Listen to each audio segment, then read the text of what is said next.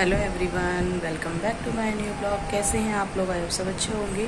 तो आज का मेरा वीडियो फिर एक कमेंट के ऊपर है। मतलब मेरे को किसी ने कमेंट किया है कि आपने बेवजह ही ऑपरेशन करवाया है गॉल ब्लैडर का और दवाइयों से भी मतलब स्टोन निकल सकती है।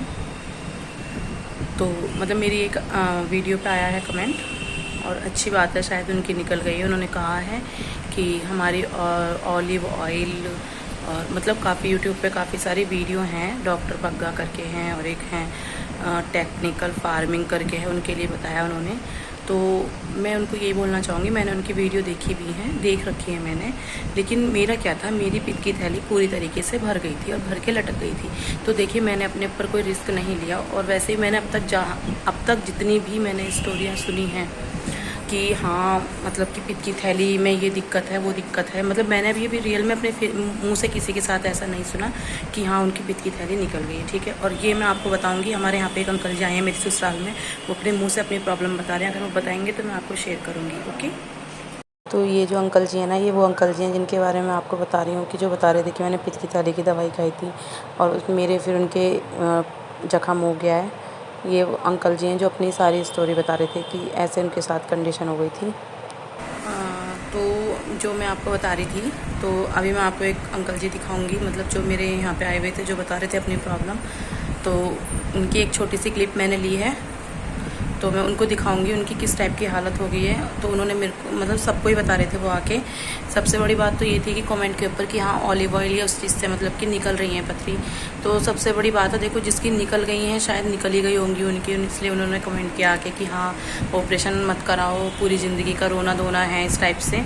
तो लेकिन भाई मैंने अपने ऊपर रिस्क नहीं लिया, क्योंकि मेरी जो पित्त की थैली तो पूरी तरीके से भर चुकी थी और काफ़ी सारी बड़ी बड़ी स्टोन थी 20-20 mm की।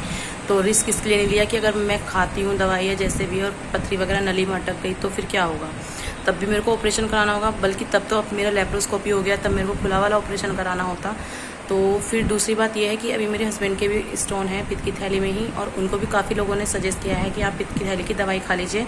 आपने अपनी वाइफ का तो ऑपरेशन करा दिया, पर आप अपना ऑपरेशन मत कराइएगा, तो आप दवाई ले लीजिए और पथरी निकल जाएंगी। तो उनको भी काफ़ी लोगों ने बताया। लेकिन आज अंकल जी की फिर से बात सुन के मेरा बिल्कुल मन नहीं कर रहा है कि हाँ उनको दवाई खिलानी चाहिए। नहीं, उन्होंने बताया कि उनकी पित्त की थैली में पथरी थी और उन्होंने खाई दवाई, तो उससे क्या हुआ, उनकी कांटे वाली पथरी थी, तो वो पथरी निकलने की बजाय वो नली में अटक गई। ठीक है, और नली में अटकने के बाद में वहाँ उसने जख्म बना दिया, जिसकी वजह से उनको बहुत बड़ी बीमारी हो गई।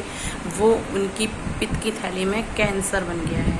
वो खुद अपने मुंह से बता रहे थे कि मैं बहुत पछताया, मैंने बहुत सारी दवाइयाँ खाई थी, काफ़ी सारी दवाई खाई और मैं खुद पछता रहा हूँ कि वो मेरी कैंसर मतलब उनकी पित्त की थैली में कैंसर बन गया। इस वजह से उनकी पित्त की थैली को ऑपरेशन भी नहीं कर रहे हैं डॉक्टर, कि अभी आप दवाई खाइए, इस टाइप से बोल रहे हैं। तो भाई ये सब सुनने के बाद तो और ज़्यादा डर लगता है कि हाँ कुछ तो प्रॉब्लम है ही, मतलब कि कुछ तो रिस्क है। और ये बात मैंने काफ़ी लोगों के मुंह से सुनी है कि मतलब पित्त की थैली सिकुड़ जाती है, इस टाइप से।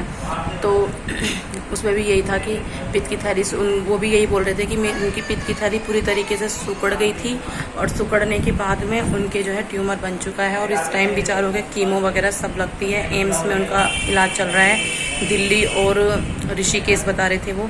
तो वो इतनी बड़ी सिचुएशन में फंस चुके हैं। वो खुद कह रहे थे कि किसी को भी मतलब दवाई नहीं खानी चाहिए।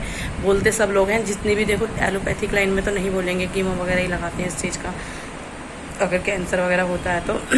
और वो खुद बता रहे थे कि उन्होंने कहा मैंने काफ़ी सारी दवाइयाँ खाई थी पित्त की थैली की। तो कहीं ना कहीं मेरे को अपने पहले मन में आ रहा था कि चलो मेरा ऑपरेशन हो गया, लेकिन मेरे हस्बैंड बच जाएंगे, उनका ऑपरेशन ना हो तो मैं शायद उनको मतलब कि मैंने कहा था कि चलो कोई नहीं, अगर कोई बता रहा है तो आप खा लेना। लेकिन उनकी बात सुनने के बाद आज फिर डर लग रहा है कि मैंने उनको मना कर दिया बिल्कुल कि आप कोई दवाई मत खाना। क्योंकि ऐसा होता है, देखो अगर पथरी हमारी निकल रही है और निकलने के टाइम पर अगर नली में अटक जाती है तो प्रॉब्लम और दुगनी हो जाती है। तो मैं आपको ये बता रही थी, अभी क्या है मुझे बीच बीच में जाना पड़ता है क्योंकि कोई ना कोई आने पे ही रहता है घर पे। मतलब जैसे मम्मी की तबीयत ख़राब है तो मम्मी के पास कोई ना कोई आता ही रहता है। तो अभी भी जस्ट मुझे यही करना पड़ा, एकदम से जाना पड़ा, क्योंकि भैया जी, 2 भैया मतलब 3-4 लोग आए हुए हैं मम्मी से मिलने के लिए। तो मेरा टॉपिक यही था कि कहीं ना कहीं मेरे मन में आ रहा था कि मैं दवाई उनको खिला दूँ अपने हस्बैंड को। हमने डिसाइड भी किया कि ठीक है आप खा लेना। उनकी क्या है 8 और 10 mm की स्टोन है और बाकी छोटी छोटी है मल्टीपल वाली, कि वो उनकी निकल जाएगी। लेकिन जब आज उन अंकल जी ने बताया ना खुद कि मेरे साथ ये प्रॉब्लम हो गई और उनकी एक छोटी सी स्टोन ने 20 की शायद इतने ही बता रहे थे, उसने उनके अंदर इतने जख्म कर दिए हैं, बहुत सारे जख्म कर दिए हैं, जिसकी वजह से उनके अंदर वो जख्म की वजह से उनके अंदर वहाँ पे ट्यूमर बन गया है, कैंसर बन गया है। और इस टाइम उनको बेचारों को कीमो वगैरह लग रही है, वो खुद अपने मुंह से बता रहे थे। तो ये सब सुनते हुए डर लगता है कि हाँ दवाई नहीं खानी चाहिए पित्त की थैली की। तो मेरा तो यही है, देखो जिसकी पित्त की थैली की पथरी निकल गई है दवाई से अच्छी बात है। और मेरा तो ये भी मन नहीं कर रहा कि उनको ये चीज़ खिलाई जाए कि हाँ उस वाले तेल से निकल जाएंगी। मैंने भी देखी है, वो 2-3 चीज़ बताते हैं, ऑरेंज जूस बताते हैं और क्या कहते हैं ऑलिव ऑयल इस टाइप से कुछ बताते हैं कि उनको तीनों को पी जाओ। उनको पीने के बाद में मतलब 2 दिन का प्रोसेस रहता है, मैंने देखी है खुद। लेकिन अब मुझे डर लग रहा है कि कहीं फंस ना जाए पथरी वगैरह, क्योंकि और फिर एकदम से ऑपरेशन कराना पड़े इसलिए। लेकिन हाँ वो अपना ट्रीटमेंट कर रहे हैं, वो ना थोड़ा नींबू पानी लेते हैं, सोडा के साथ लेते हैं इस टाइप से कि पथरी अगर कम नहीं होती तो बढ़ेगी भी नहीं, क्यों थोड़ा हमें मतलब थोड़ा रुक के ही हम उनका ऑपरेशन कराएंगे। तो इस वजह से अभी तो मेरा करवा दिया था उन्होंने, तो थोड़ा भी मेरा भी परहेज़ चल रहा है। मैं बच्चे को गोद वोद में नहीं ले सकती हूँ, भारी वजन नहीं उठा सकती, तो फिर घर में सब एक जैसे हो जाएंगे, इस वजह से उन्होंने अपना थोड़ा डिले कर लिया। तो देखो मेरा तो यही मानना है कि जिसकी निकल गई है बहुत अच्छी बात है, और निकलने के बाद ही पता है क्या होता है, पथरी अगर निकल जाती है ना तो पित्त की थैली सिकुड़ जाती है इस टाइप से। और हाँ जिसकी थोड़ी बहुत है, मल्टीपल है, थोड़ी बहुत है, कोई दिक्कत नहीं है, वो खा सकते हैं भाई, निकल सकती है। लेकिन जिनकी काफ़ी बड़ी बड़ी हो गई है, जैसे कि मेरी थी, और इसी वजह से मैंने अपना ऑपरेशन कराया, क्योंकि मेरी थैली लटक चुकी थी और मेरे हस्बैंड की भी 10 और 8 के हैं, काफ़ी बड़ी बड़ी हैं, तो उनके ऊपर भी मैं कोई रिस्क नहीं लेना चाहूँगी। और हाँ अगर कोई रिस्क लेंगे या फिर हम कोई दवाई वगैरह करेंगे, वो कुछ खाएंगे दवाइयाँ किसी भी तरीके से, या जो सोडा और जो कंटिन्यू वो कर रहे हैं उस चीज़ से अगर कम होती है तो मैं आपको बताऊँगी ज़रूर। तो उसके ऊपर भी मैं एक वीडियो बनाऊँगी ज़रूर कि हाँ उनको इस चीज़ से फ़ायदा हुआ है, रिलीफ मिला है। और हमारा क्या था, जो कांटे वाली होती है उसका पेन होता है, हमारा कोई पेन नहीं हुआ था, ना मेरे हुआ है ना ही उनके होता है, क्योंकि हमारी कांटे वाली पथरी नहीं थी। तो बस यही था मेरा। तो मैंने सोचा आज जो मतलब मेरी वीडियो पे कमेंट किया है तो उसके ऊपर एक वीडियो बनानी चाहिए कि इस वजह से हमने अपना ऑपरेशन कराया, और सबकी सुन के बड़ा डर सा लगता है ना, तो अपने ऊपर भी रिस्क नहीं ले सकते। तो बस यही है कि मैंने अपना ऑपरेशन इसी वजह से कराया था, और हस्बैंड के लिए भी हम तैयार थे करवाने के लिए, बट किसी वजह से हम रुक गए हैं, डिले कर दिया है, क्योंकि घर में सब अभी ऐसी है, तबीयत वगैरह सबकी ख़राब ही चल रही है।